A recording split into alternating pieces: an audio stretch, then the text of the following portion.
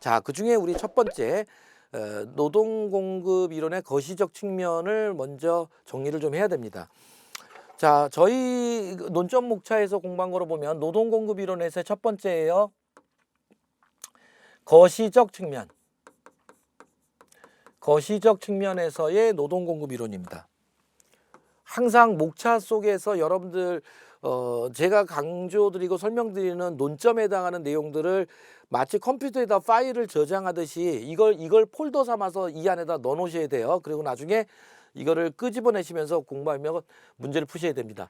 자, 그럼 거시적 측면에서 우리가 공부할 내용이 뭐냐면 노동이라는 게 생산 요소잖아요. 결국 원재료 자본 설비와 더불어서. 그래서 결국 그 생산 요소인 노동을 거시적 측면에서 보면 이게 한 나라의 노동 공급력의 크기 결정 요인이에요. 노동 공급력의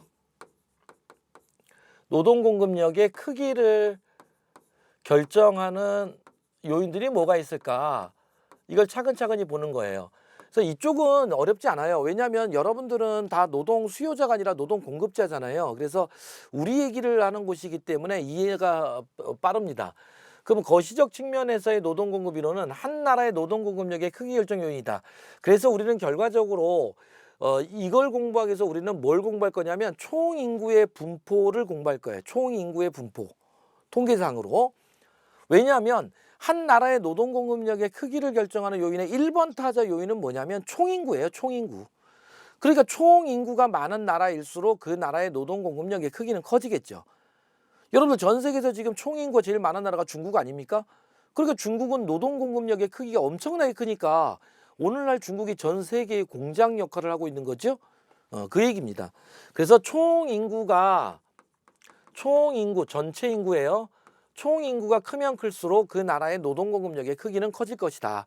그래서 한 나라의 노동 공급력의 크기 결정 요인의 1번 타자가 총인구의 크기입니다.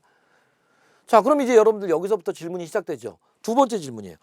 그럼 총인구가 같은 두 나라가 있어요. A국도 총인구가 1억, B나라도 1억이에요. 그러면 A, B 두 나라의 노동 공급력의 크기는 같을까요? 총인구의 크기가 같다면 노동 공급력의 크기는 같을까요? 아니죠. 이 총인구, 전체 인구의 분포가 어떠냐에 따라서 달라지죠. 그래서 우리는 지금부터 총인구의 분포를 나눠서 볼 거라고요. 그래서 여러분들은 지금부터 제가 판서해드리는 이 내용을 머릿속에다가 안 보고 쓸 수 있을 만큼 분류하셔야 돼요. 안 보고 쓸 수 있을 만큼 써보셔야 돼요.